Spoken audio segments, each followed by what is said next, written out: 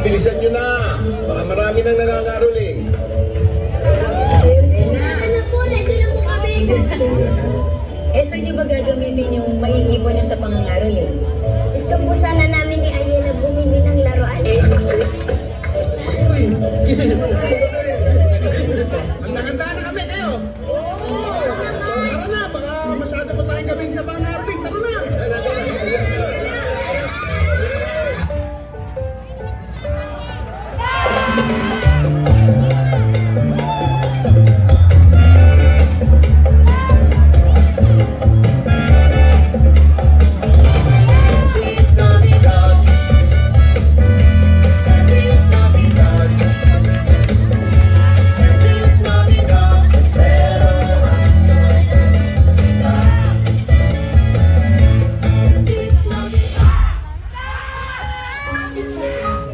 Kabuuan ng nakakaantig na kwento ng isang ama na walang ibang nilikhi kundi ang makapagtapos na ang pag-aaral ng kanyang anak.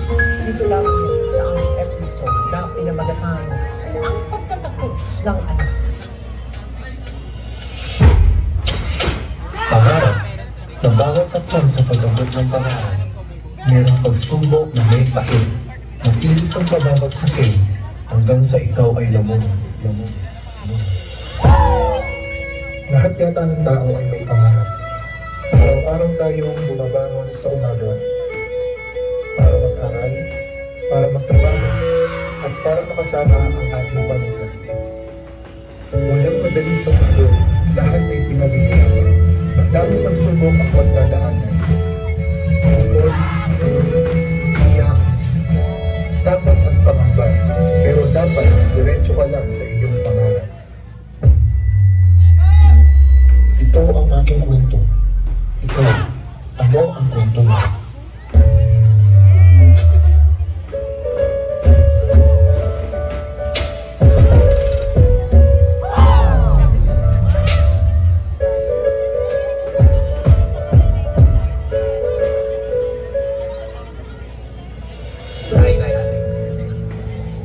Ito, pangako ko sa inyo.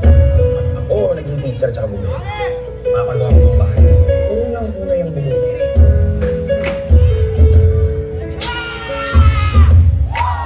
Dahil na isipin ko yung naman kayo. Promise yun. Ikaw dati yung una ko lang. Ikaw na, Anay. Hindi ko lang kayo lang. Kasi ako nang pangalan sa pamilya natin.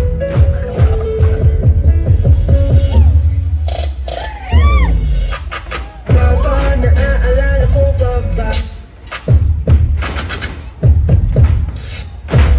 Nung ako'y bata pa, di ba? Aking puso yung hinanda sa mga bagay na buhay ang may dala. Dala ko ang iyong bawat payo at hanggang sa tumulo, magkalayo man tayo, ako'y tatayo, pangako, tali ko. Ikaw pinagiba sa tigna, oh my God, kapag nanggalan ng makita kita.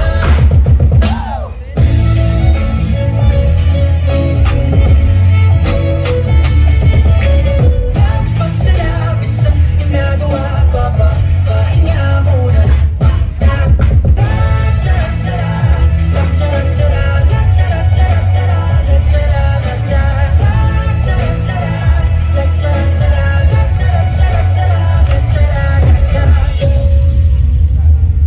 Basta ko sa May 28 walang mawawala si atin din. Pagsabihan po ako ng trabaho.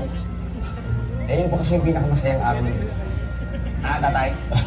Siyempre naman, importante yung araw na yun para sa amin.